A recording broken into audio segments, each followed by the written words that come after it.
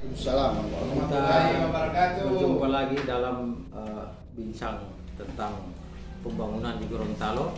Saat ini kita sedang santai dan ingin membahas tentang apa saja pemerintahan dan rakyat di Provinsi Gorontalo. Saat ini kami sedang bersama Kak Firman Sunge, mantan anggota DPRD Provinsi Gorontalo 2 periode. Dan memang sudah 10 tahun di Badan Anggaran Provinsi Gorontalo. Jadi beliau sudah sangat pengalaman tentang provinsi ini dan akan kemana provinsi ini semenjak adanya PJ Gubernur atau pemerintahan baru Gorontalo yang belum hampir sebulan. Jadi kita akan mencoba bincang-bincang santai dan tentu saja dengan elegan dan intelektual sambil minum kopi.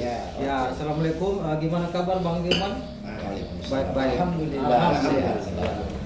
Dan hadir juga salah satu aktivis pemuda, Bang Wapuna dari GP Ansor. Ya. Gitu. Assalamualaikum. Ya. Waalaikumsalam. Dan saya sendiri sebagai pemantik diskusi Wahab Nasaru, dan kita coba eksplor tentang Gorontalo hari ini, besok dan ke depan mau dibawa kemana oleh PJ Gubernur Gorontalo yang baru, yaitu Dr. Hamka Hendra Nur. Ya. Gimana menurut Bang Firman PJ Gubernur ini? Kita kan sudah hampir sebulan ini, mulai dari mana ini PJ Gubernur sebaiknya?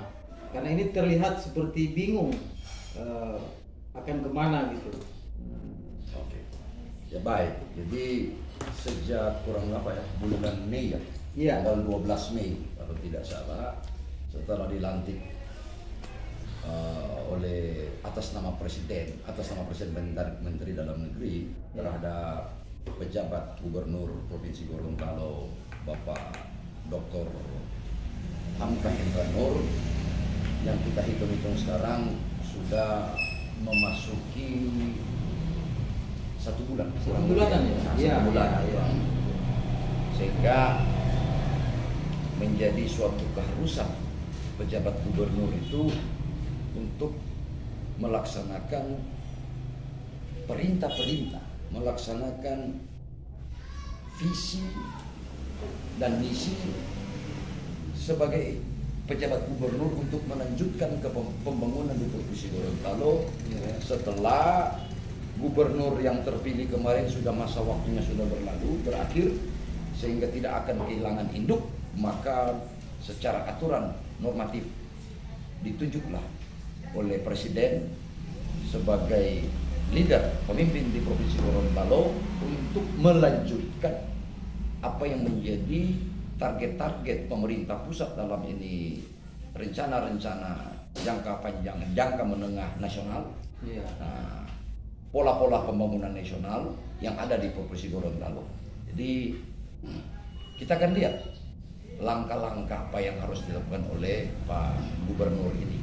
Oleh karenanya waktu 30 hari ini sudah waktu yang cukuplah dalam rangka bagaimana beliau melakukan safari-safari, pendekatan-pendekatan, baik itu tokoh masyarakat, tokoh pemuda, maupun keterwakilan organisasi masyarakat dan pemuda. Nah, sudah waktu yang cukup. Sekarang tinggal bagaimana action. Ya, itu kira-kira. Jadi ya action ini kan kita nggak tahu yang dari mana gitu. Karena Gorontalo ini nomor 1 termiskin di Pulau Sulawesi. Apa yang harus dilakukan PJ Gubernur Hamka Hendra Nur? Termiskin nomor 1 provinsi. Termiskin Di nomor Pulau 1 Sulawesi. di Pulau Sulawesi. Ya. Ya. Kalau nasional kan kalau nggak salah udah ranking 5. Ranking 5 menuju 6 ya. Tapi kita ambil skala kecil. Nomor 1 di Pulau Sulawesi. Oke, sip, lanjutkan. Parah dengan sumber daya alam kita yang banyak, ada Laut Sulawesi dan Laut Lutung ini, belum lagi yang lain lah. Sumber daya ada 123 pulau loh Gorontalo ini. Sumber daya pariwisatanya seperti stagnan. Jadi, nah mungkin ini kira-kira Bang Firman mulai dari mana seharusnya PJ Gubernur Hamka Hendra Nur ini? Saya pikir PJ Gubernur ini orang yang mumpuni lah. Ya.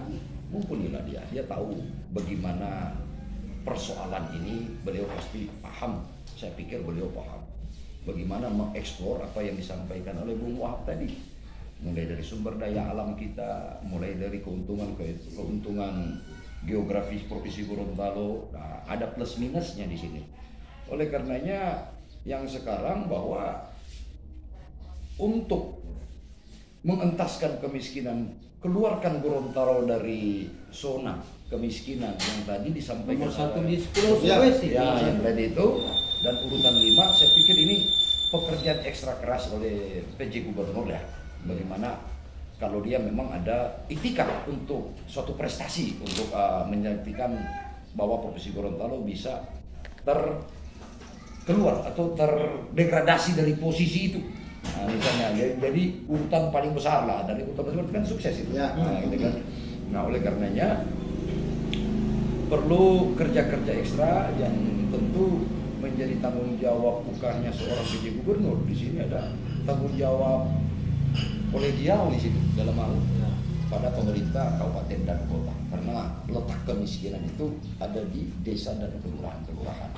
Oleh karenanya Letak kemiskinan itu ada di desa dan kelurahan-kelurahan. desa-desa di kelurahan, karena yang punya rakyat itu di desa, rakyat itu di desa atau di kelurahan. Nah, sehingga perlu ada mapping di sini menjadi Mapping. harus ada mapping, harus ada kolaborasi dari PJ Gubernur dengan pemerintah daerah setempat. Bagaimana kita bisa bersama-sama, dan itu sebenarnya rumus umum.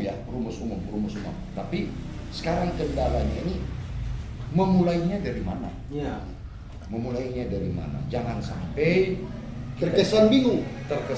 bingung lah. Bingung. Oh, bingung ya. Bingung. Karena saya sempat duduk-duduk di warkop, katanya gubernur ini kayak bingung. Dia mau mulai dari mana? Gubernur ini agak bingung. Ya, dia mau mulai dari mana? Makanya kira-kira Kak sudah berpengalaman di politik lah atau di pemerintahan, sudah lama di DPR. provinsi ya.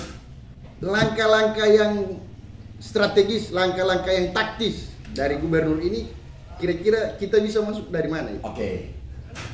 Jadi kalau bilang kebingungan mungkin pendapat orang dari sudut pandang boleh. Teman-teman di warkop, rakyat.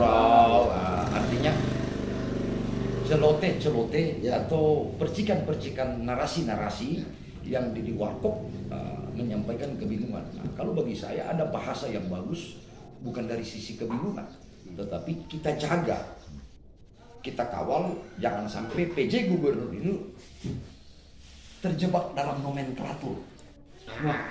Atau kalau dalam bahasa sofistik namanya itu, jangan tersesat di dalam kebenaran. Iya.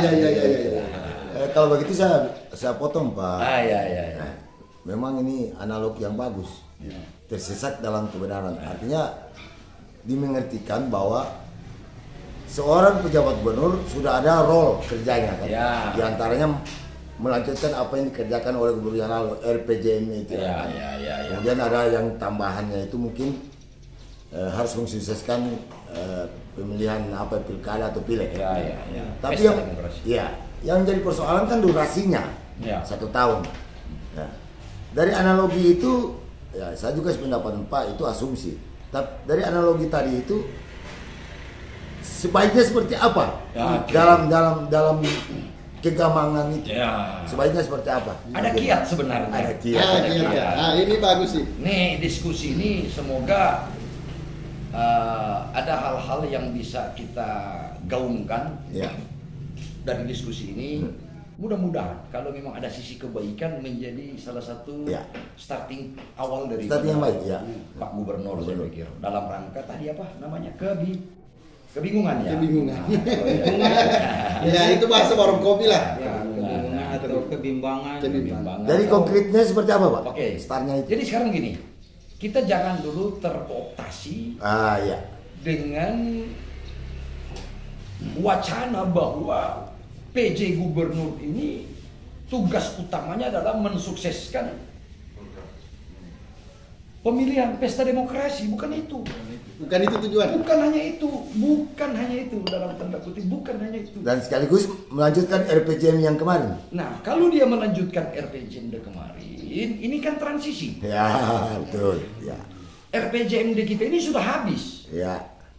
Sudah selesai di 2022 di saat Pak Gubernur dalam ini yang terhormat beliau Pak Rusli Habibie selesai bulan Mei. Ya. Tetapi berakhirnya itu di akhir tahun 2022. Ya. Berarti dihadirkannya apa? Dengan adanya PJ Gubernur di bulan Mei, berarti Mei sampai Desember, berarti kita melakukan masih berkoridor pada RPJMD itu. Ya.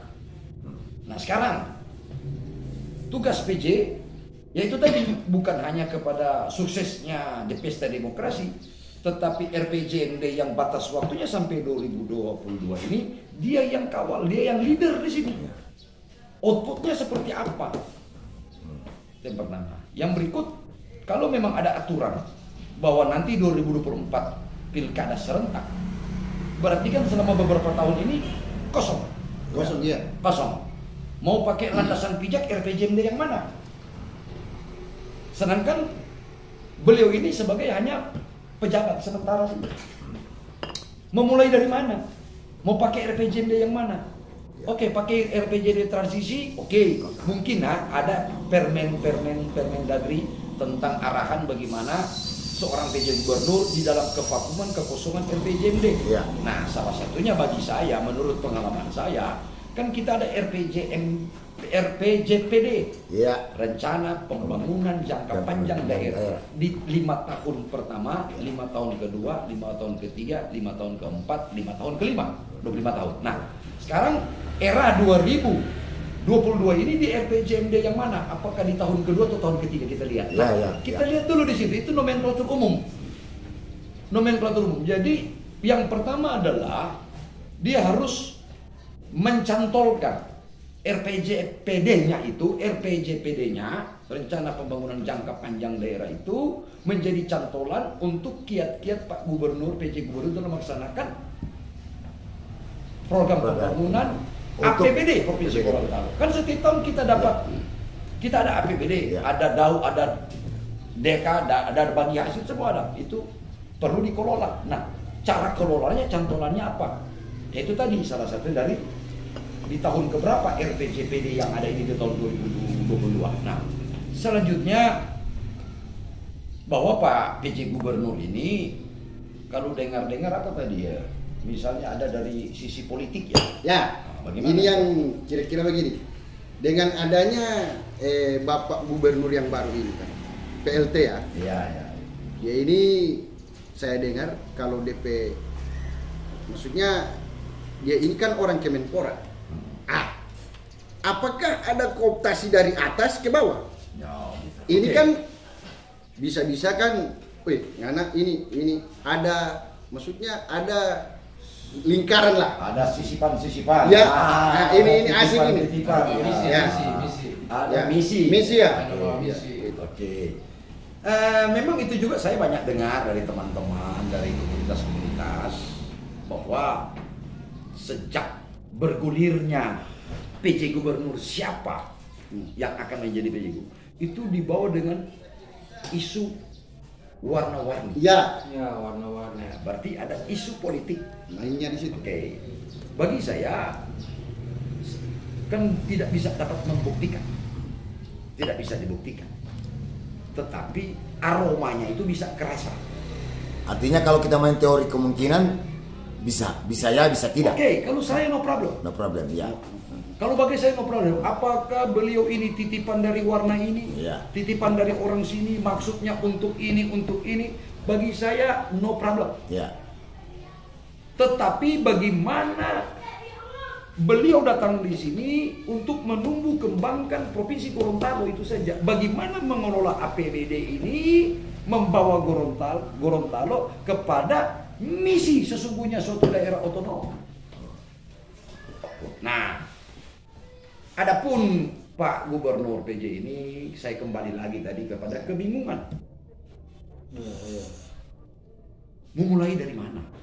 Memulai dari mana? Sudah cukuplah waktu untuk konsolidasi. Ya, Sudah sebulan ya ini. Ya, udah sebulan ini waktunya kita Berjalan terus. Jalan. Nah, tentu ada strategi yang harus dilakukan oleh Pak Gub ini.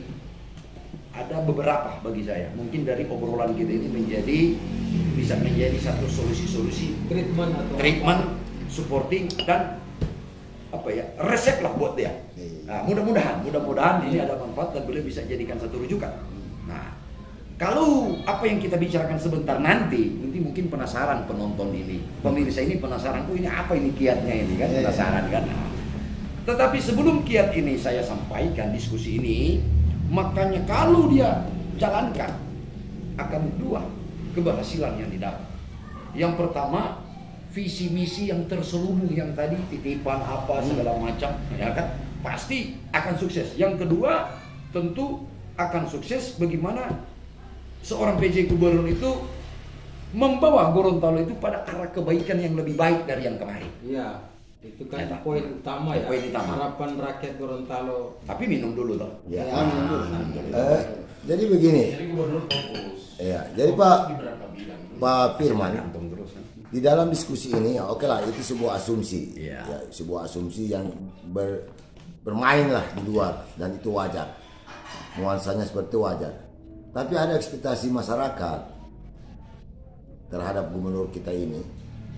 Ini pertanyaan saya itu, apakah Pak Gubernur bisa enggak ekspektasi masyarakat dengan durasi 1 tahun katakan ini bisa menurunkan angka kemiskinan? Kalau kita masih main di wacana seperti itu, yang tadi yang kita diskusikan. Sebenarnya seperti saya bilang tadi, ini sangat bisa. Sangat bisa. Bisa Pak ya? Sangat bisa. Dalam durasi 1 tahun ini? Oh bisa, sangat bisa. Karena Pak Gubernur PJ ini datang sini ada perangkat yang siap. Ya. Yang pertama ada sumber daya yang ada. Ya. Sumber daya apa? Punya orang. Orang itu siapa? OPD. OPD. Ya. Selain itu punya modal. Modal apa? Punya APBD. Ya. Sehingga bisa menggerakkan ini. Bisa dia gerakkan. Tentu dengan strategi. Dengan strategi. Misalnya, Berarti lompatan strategi. ya ini harus ada durasi. strategi. Strategi ya yang perlu ada rumusan namanya KISMI. Ya.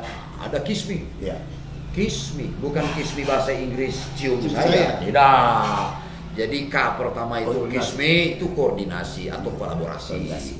Yang kedua integrasi. Integrasi, ya. Yang berikut sinkronisasi Dan simplifikasi. simplifikasi Ya. dan double S ya. Double S. KIS. Nah, sinkronisasi simplifikasi Dan- dan M-nya KISMI, M-nya adalah mekanisasi. Mekanisasi. Ya. Mekanisasi. Nah, kemana ini? Terus rajutnya bagaimana ini? Pak Firman, lihat sekarang ini sudah ada dari dasar teori KISMI itu. Ya. Sekarang ini. Belum nampak ya, belum nampak ya. Belum nampak. Belum Memang terlihat. saya dapat informasi dari teman-teman di DPR, dari beberapa OPD, memang belum nampak ini. Tapi apakah ini strateginya Pak Gubernur atau gimana? Allah bisa, saya belum tahu ya. Tetapi hari ini kita coba memberikan treatment. Ya, Apakah beliau sudah tahu atau tidak tahu? Wajib kita sampaikan di sini treatmentnya. Dan ini treatment ini sangat enteng dan gampang. Ya. Saya kembali lagi, hasilnya 2.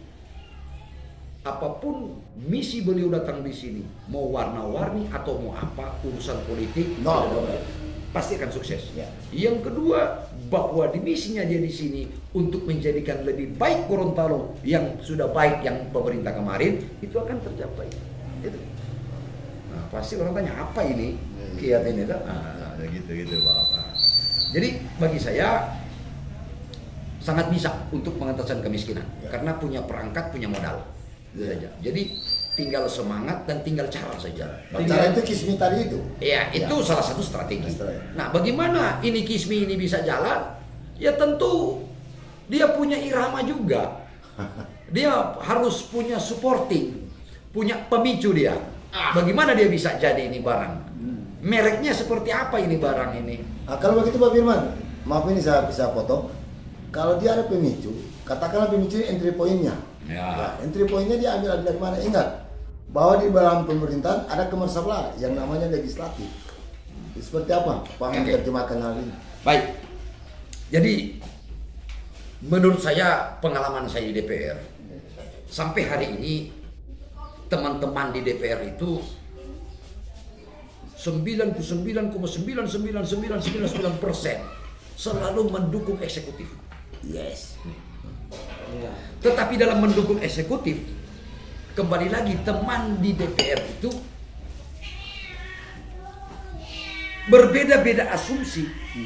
Tentu kalau berbeda-beda asumsi, tentu di situ ada kritik dan saran. Ya. Tidak serta-merta menerima mentah-mentah. Jadi teman-teman DPR ini, mereka juga kritis. Nah, seperti layanan-layanan apa, strategi-strategi.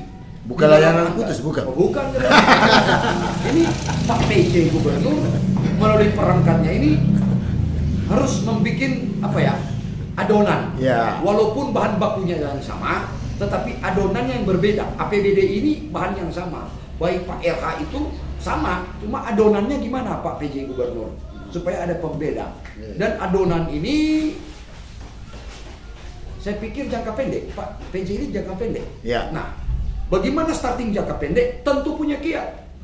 Pak Gubernur PJ Gubernur itu tidak mempunyai RPJMD 5 tahun. Iya. Dia hanya sementara, bahkan setiap 3 bulan dievaluasi. Nah, katakanlah beliau 1 tahun atau 2 tahun, tentu harus pakai strategi biar bagaimana pejabat yang umurnya instan ini, ya ibarat sarapan pagi lah. Kalau kita pakai Indomie itu yang instan, penting kita kenyang, kan begitu? Itu instan. Nah, itu instan, tetapi itu ibarat, tapi bukan bikin sakit perut. Nah, oleh karenanya Pak J ini, Pak PJ Gub ini harus memerlukan beberapa hal untuk starting ini mesin. Nah, Mesin itu ini penting. bukan mogok, tetapi belum hidup. Belum hidup. Apa-apa yang harus dihidupkan? Apa-apa Yang harus dihidupkan. Yang pertama, mobil ini sebelum dihidupkan, ya tentu dikeluarkan dulu dari bungkusnya tuh, dari cover, care-nya. Ya. Nah, tentu ada debu. Nah, debu ini tentu dicuci dulu, dilap dulu, rapikan dulu, ya kan? Ya. Nah, tetapi dalam merapikan mobil ini jangan pakai kain yang bisa tergores. Ya. Jangan pakai kain yang bisa menggores cat mobil. Bahaya ini. Bahaya. Atau dia cuci dengan air yang begitu kencang, bikin rusak juga cat. Itu dari luar. Kalau dari dalam, Ini dari luar. perangkat nih. dalamnya Nah, perangkat dalam. Itu dari luar dulu. dulu. Bersih. Nah, bersih-bersih ini jaga, orang bisa berasumsi. Ini ada politik tinggi, ada politik tinggi ini. Ah ya. Dipolitisasi ini atau bagaimana? Bagi saya tidak ada urusan. Ya urusannya. Bagi saya tidak ada urusan. Mau politik, mau apa, mau melakukan pembersihan mobil Ya, ini dengan soft dan santun saja. Tapi baru-baru kan ada informasi. Ya. Ada media-media mulai dibersihkan. Itu salah satu strategi itu atau bagaimana? Saya pikir kalau itu strategi, Media-media kemarin lah, saya tidak sebut. oh apa. yang mendukung ya. Ya, dia Saya sudah juga kasih dengar bersih. itu. Ada yang berbau lama gitu Ya, ya. dikasih bersih. Kira-kira, oh dibersihkan. Bagi saya lupa tadi, saya sampaikan tidak ada urusan. Tetapi bagaimana dia soft. Ya sob ya. Ya soft. Kalau boleh tidak dibersihkan, kenapa harus dibersihkan? Kan ibarat rumput. Kalau rumput itu tidak semua rumput. Kalau dia pengganggu ya dicabut, dibersihkan. Sekarang dibersihkan itu kenapa? Mengganggunya apa? Apanya yang mengganggu? Jangan cuma dengar orang, dengar kabar, dengar info, dengar masukan, Langsung. dicabut. Padahal ini harus kita ukur dulu. Pengganggunya seperti apa dan mengganggunya bagaimana? Kan begitu. Itu yang pertama dulu Pak Irfan. Tapi bagus juga membersihkan ini, bagus juga. Tetapi ya itu tadi, jangan sampai membersihkan itu meninggalkan coretan dan goretan. Jangan terlalu banyak mendengar masukan-masukan orang sehingga rumputnya tercabut. Ya itu tadi bilang Oke, tadi. setelah dibersihkan, nah katakanlah penampilan luarnya Ya. soft, bagus. Bagus ya. Ya bagaimana? Ini kita analog kendaraan ya, mobil. Ada mungkin perangkat dalamnya yang ini apa bisa dibawa ke bengkel atau bagaimana? Oke. Atau diganti baru. Atau diganti Setelah baru. itu mobil mau dipanaskan. Oke. Kan dicek dulu olinya. Ya. kita cek oli, 3 komponen dalam mobil sebelum kita starter. Rumusan dasar di dalam starter mobil itu sebelum starter 3 hal yang diperhatikan. Yang pertama dia periksa oli, Ya. stick oli. Apakah oli ini kurang atau apakah oli ini sudah tidak dalam kekentalannya, sudah Harus baik-baik, diganti. harus ganti atau masih boleh ada. Yang berikut cek aki, sambungan aki bagus, baru di starter. Apa itu 3 komponen? Pertama OPD ini gede. Ini OPD. Nah, kalau menurut Tapi sambil merokok bisa. Iya, bisa. Ah. Menurut Tika, apakah dari 3 komponen itu sekarang itu rusak atau masih boleh pakai? Saya tidak bilang ini komponen ini rusak. Nah, ini kan cuma Ya, dalam bagi saya, penilaian saya ini tidak rusak. Hmm. Tidak rusak dan ini masih bisa pakai. Masih bisa. Masih bisa pakai. Ini masih bisa pakai. Ada perbaikan, mungkin perbaikan ringan. Ya, kalau dia mau ganti hilang waktu lagi. Perlu ke bengkel lagi, Ya. perlu ke ini, perlu waktu dan perlu biaya lagi. Ya. Maksudnya di sini ada tekanan lagi, ada penilaian, ada asumsi. Nah, seorang PJ Group ini meminimalisir tekanan, meminimalisir asumsi negatif. Karena komponen yang mau diganti ini bisa orang berasumsi. Nah itu. Yang berikut dia mau jalan. Nah, jalan ini mau kemana? Kemana dia jalan? Bingung nggak? Map. Harus punya map. Hari ini kita bikin mapnya. Hari ini kita mapnya, kita tuntut beliau kasih ini map alamat. Nah, sebagai masukan map, mungkin ada Pak Firman sebagai orang yang sudah lama di dalam pemerintahan. Apa kira-kira? Saya kembali kepada harapan masyarakat menurunkan kemiskinan. Ya. Itu konkret lah. Kalau berbicara kemiskinan ini kan kita panjang lebar, tapi dalam hal konkret lah, sehingga pejabat gubernur bisa, oh ini yang paling fokus ekspektasi. Nah. Ini dari tadi Pak Ivan tanya terus ini nih kemiskinan. Mungkin dia terkotasi dengan yang info dari lain. Bagaimana? Oke. Jadi gini, orientasi kita itu kemiskinan, oke. Tetapi jangan menjadi fokus delikti judul kemiskinan. Ini kita lurus-lurus saja, tapi dampaknya pada kemiskinan. Ya, Oh iya, ada pepatah Arab situ Kak. Toriko ahamu minal mati. Iya. Ya. Cara lebih penting daripada isi. Iya. Tujuan. Iya. Nah, itu dia itu. Nah, jadi baru Tika bagaimana itu? Teknik-teknik itu. Ini teknik. Ya. Jadi orang kalau bicara seperti Pak Ivan bertanya, bagaimana kemiskinan? Banyak teori, banyak konsep. teori. Banyak Ya. teori, banyak konsep. Is okay, Ya. benar. Konkretnya bagaimana? Misalnya 2 kali 2 tambah 2. Ya. Atau contoh dalam matematika 2 kali 2 tambah n pangkat 3. Ya. Kita cari jawaban yang benar. Benar itu, jawaban itu memang benar. Bagus. Cari jawaban yang benar itu wajib. Tetapi lebih bagus bagaimana dia cara memahami pertanyaan soal matematika itu dengan cara mengerjakannya. Itu yang penting. Nah, oleh karenanya pasti di sini orang penasaran apa sih kiat? Ya. Kiatnya seperti apa? Ya toh, Ya. saya mau jalan mau kemana ini? Kan begitu kiat? Atau bukan? Nah, Ya. mau di kan judul kita ini untuk kasih masukan, Ya. kasih map PJ. ke PJ. Nah, oleh karenanya supaya tidak panjang lebar, kita gunakan saja APBD ini bagi PJ Gubernur melalui satu program. Suatu program Yang fokus dan bisa melahirkan kegiatan. bergulir terus. Bergulir terus. Kalau konkretnya seperti apa, Pak Firman? Merokok dulu. Nah, jadi ini Ya. Kalau di zaman Padel awal Provinsi Gorontalo kan tagline-nya Padel itu agropolitan. Agropolitan. Itu yang Apakah digenjot itu terus. program yang fokus ya? Atau mungkin ada yang lain karena terlihat zaman Padel itu memang Agropolitan. agropolitan. Jadi Tapi ini kan digenjot. di apa simpang jalan, Ya, ya. meneruskan. Ya, Agropolitan tinggal dilanjutkan atau nggak tahu ya mana itu kondisi sekarang. Karena juga saya melihat juga tantangan ke depan Provinsi Gorontalo itu kan tidak hanya pertanian, Perikanan. ada perikanan kelautan yang tidak terkelola hingga saat ini. Jumlah nelayan kita itu tidak bertambah, terutama generasi muda jarang menjadi nelayan, padahal dia adalah keluarga nelayan.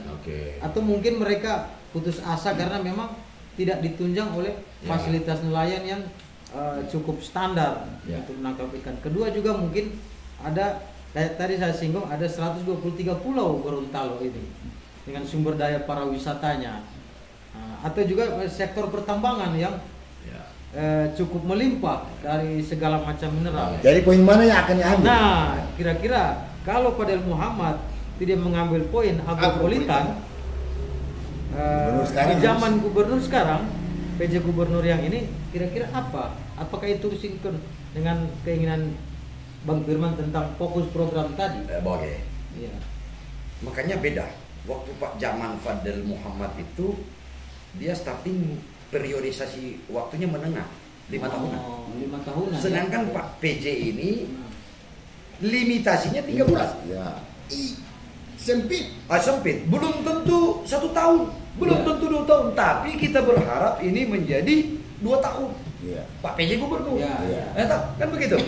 Nah, oleh karenanya supaya beliau ini kembali tadi dapat menjalankan dua misi yang berbau-bau politis katanya tadi ya. Si Pak bilang tadi titipan apa ya, oke, saya nggak ada urusan. Yang misi kedua menghantarkan Gorontalo menjadi lebih baik dari yang kemarin. Iya. Menjadi lebih Itu baik dari yang kemarin dengan durasi waktu yang pendek. Nah, caranya di mana? Menggunakan APBD boleh, tetapi apa yang menjadi kebiasaan teman-teman SKPD di dalam menggerakkan pembangunan di segala sektor dengan APBD ini itu sifatnya menengah, periode menengah. Iya. Periode menengah. Jadi saya pikir tidak akan kelihatan warna di sini, Pak PJ. Tidak akan kelihatan warna. Iya. Pak PJ tidak akan kelihatan warna. Dan saya bilang, inilah PJ terjebak dalam nomenklatur. Iya. Berarti kalau terjebak dalam nomenklatur yang dilakukan beliau Hanya menghabiskan waktu. ada 4M. Yang pertama membuka, menutup, meresmikan, mengikuti. Seremonial saja. Ini yang terjadi. Kalau orang terjebak pemimpin kepala atau kepala daerah yang terjebak nomenklatur, ini namanya membuka, menutup, meresmikan, mengikuti. Nah, kita kan tidak mau PJ Gub kita ini terjebak di sini. Iya. Ya kan? Walaupun ini bagus, tetapi kalau bermain pada tahapan periode menengah 5 tahunan ini, tetapi Pak PJ bukan di situ. Ya, dia merubah. ya. Dia harus merubah strateginya. Ini jangka pendek. Jadi permainan ini harus tiki-taka jangka pendek. Jangan long passing. Tidak bisa kita long passing. Tiki-taka tapi bisa menghasilkan gol yang cepat. Ya, gol yang cepat. Seperti apa itu kan? Itu kan Pak Irfan mau. Seperti apa? Apakah Apa yang harus diambil duluan? tadi saya bilang bahwa tetap judulnya APBD. Oh, APBD. Tetapi APBD ini harus kita petahkan. Harus kita petahkan. Cara pemetaannya gimana? Apakah kita harus hajar di bidang perikanan atau pertanian atau apa? Saya pikir ini tidak pas dengan waktunya PJ. Tidak pas untuk beliau, tidak pas. Sehingga beliau tidak punya warna, tidak punya penilaian orang. Nah, oleh karenanya jurus maut. Nah, ini jurus maut. Pamungkas lah. Pamungkas beliau yang terhormat Pak PJ Gubernur, Pak Dr. Hamka Hendra Nur. Ini jurus pamungkas saja. Menurut saya kalau salah tidak masalah, ya kan? Tapi kalau benar ya mungkin Pak PJ Gubernur tahu Tapi kami di sini hanya mengingatkan, Ya. mengingatkan beliau. Beliau orang cerdas kok, beliau tahu. Ya. Yang pertama Pak PJ Gubernur, mari kita memulai dengan judul di dalam APBD adalah satu, bantuan keuangan pemerintah kabupaten maupun kota. Bantuan keuangan pemerintah kabupaten Perbesar ya. Kerannya dibuka. Buka Buka. keran, Iya, oke, satu. Ya, Buka keran. buka keran. buka keran. Tapi dalam perspektif, dalam apa maksudnya, ada tanggung jawab. Ya, sekarang begini. Iya, itu koridornya. Ini begitu. asik tau? Judulnya, mohon maaf Pak PJ Gubernur, kalau kita perbesar bantuan keuangan kepada kabupaten, kota, dengan judul apa kabupaten kota? Apa program-program mereka yang menjadi persoalan mereka yang selama ini kurang anggaran, itu yang bantuan keuangan. Poin. Atau kegiatan-kegiatan pemerintah provinsi yang selama ini terkesan sektoral, Iya. Ya. ini kan kolaborasi dengan kabupaten kota, sehingga para teman-teman OPD ini hanya sebagai monitoring. Contoh, Pak Irfan, Bupati PJ Bualemo. Ya. Bualemo itu mau kemana? Pariwisata atau pertanian Perikanan. atau perikanan? Kasih pasti. Pasti perikanan tangkap atau perikanan Budidaya. Mau apa? Ya udah, teman-teman tahu pengadaan ini atau bangun rumah nelayan atau pembangunan desa nelayan tangguh misalnya. Itu dipus oleh provinsi. Pus bantuan, tapi sudah ada mereknya seperti ini. Ya, oke, sip. Makanya perlu koordinasi dulu ya. Hmm. Jadi petakan dulu apa persoalan. Enggak. Kalau kita selama ini yang berlaku SKPD perikanan yang ke sana itu is okay, no problem, tapi durasi periode menengah. Nah sekarang kan kita bagaimana ini melakukan PJ Gubernur dalam periode yang sempit. Ini periode yang sempit, sehingga berkolaborasi dengan kabupaten setempat, dengan dinas setempat, itu kita jor-joran. Ada judul. Yang kedua, Ya. tanggung jawab pendidikan kita itu SMA. Ya. Sedangkan SD SMP itu ada di Kabupaten kota. kabupaten kota. Nah, kita bantuan keuangan, kita provinsi sudah petakan ada kelemahan atau ada kekurangan, ada ketidakefisiensian. Dalam rangka apa? APM, APK atau APS dari SMP ke SMA. Ada persoalan. Persoalannya apa? Oh, misalnya kualitas guru. Oh, misalnya keterbatasan ruang sekolah. Oh, keterbatasan infrastruktur sarana prasarana sekolah dan lain sebagainya. Jos. Itu kita jos. Tembak ya. Itu kita tembak dengan bantuan keuangan, judulnya itu. Tetapi pelaksananya kabupaten kota. Ya. Kita hanya bagi monitoring. Itu satu-satu. Di bidang olahraga, yaitu. Dan Pak Gubernur di dalam menyalurkan bantuan keuangan ini secara periode, kalau perlu tiap hari, atau tiap minggu datang kunjungi program ini jalan enggak. Monitoring ya. Monitoring sambil Pak Gub bawa bola kaki, main di lapangan. Di setiap kecamatan kan ada lapangan. Nah, tentu mensosialisasikan diri bahwa inilah PJ Gub kita. Ternyata program ini dari provinsi yang dilaksanakan oleh kabupaten, sehingga poinnya dapat toh. Asumsi orang akan lihat. Asumsi orang yang tidak suka sama PJ Gub lawan katanya, wah ini sudah main sosialisasi. Tapi asumsi masyarakat, inilah Pak PJ Gub kita. Ya. Merakyat, kita kenal dan bawa program. Mau kemana? Bidang apa lagi? Baru poin ketiga, Pak. Nah, ini dulu bantuan keuangan. Bantuan. Ya. Yang berikut dalam bantuan keuangan ini ada, ini mohon maaf Pak PJ Gubernur. Oke lah, kalau katakan orang bilang bahwa PJ Gubernur di sini ada resistensi atau kepentingan politik, nggak ada masalah bagi saya, no problem. Kita coba dulu bantuan keuangan ini dengan daerah-daerah kabupaten, daerah-daerah tingkat 2, ya toh, kabupaten kota, yang bisa, artinya yang bisa lurus-lurus sama, seiring senada. Contoh Bualemo. Bualemo sebagai pilot project dulu. Karena kalau Bualemo kan tidak ada kepentingan kepartaian di situ. Ya. Nggak ada. Dia PC sama-sama. Ya. Jadi paling asik untuk ekstra di sini dulu, main ekstra di sini. Baru cari lagi kabupaten kira-kira mana yang resistensi politiknya kurang. Ya contohnya Gorut. Misalnya. Ya. Oh di kota, oke kota Gorontalo mungkin sama atau bagaimana, ada resistensi yang sama, gitu, ada pendekatan-pendekatan. Silakan Pak Inor. Contoh, Pak PJ Gubernur, APBD kita ini hampir kurang lebih 2 triliun. Oke lah, dengan adanya pinjaman daerah PEN ada potong ini DAU sekian. Tetapi dari PAD kita ini kan kurang bermain di 600 miliar. Ya. Nah oke. Kita hitung-hitung dalam PAD saja, contoh PAD. Dalam PAD 600 miliar ini, kita sisihkan dulu, kita starting dulu. 20 miliar, 50 miliar. Ini kan waktu sudah APBD perubahan, APBD induk. Ini APBD induk untuk menghadapi APBD perubahan. Nah ini waktu pendek. Nah oleh karenanya, kumpulkan dulu SKPD. Kalau dulu ada istilah refocusing, ini reevaluasi dulu.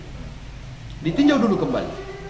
Jangan dulu belanja, jangan dulu ini, jangan dulu ini hemat, jangan dulu ini. Fokus pada yang poin-poin tadi itu. Fokus poin, Ya. poin. Ya. Kita akan lepas di APBD Ya. perubahan atau di sini. Kita bisa dengan kabupaten kota. Nantinya Karena- provinsi akan berdiri pada fungsinya sebagai koordinatif. Ya, kan tugasnya seperti Tugas itu. seperti ini.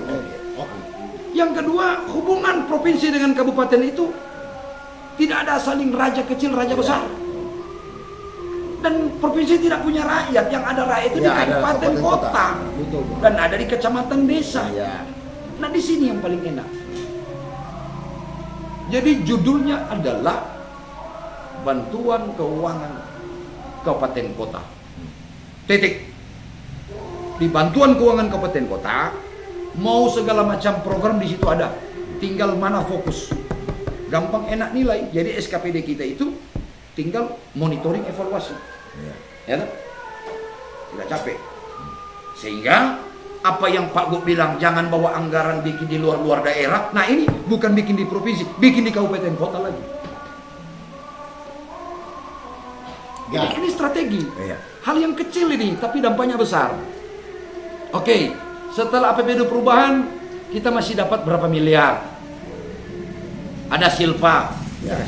Main APBD induk 2023 lebih bagus lagi, kita perbesar. Bikin dia 100 miliar atau 200 miliar kabupaten kota. Sehingga orang akan nilai, waduh Pak Gubernur mantap, tidak ada orientasi proyek. Iya karena jembatan di sana saya kasih kewenangan di sana.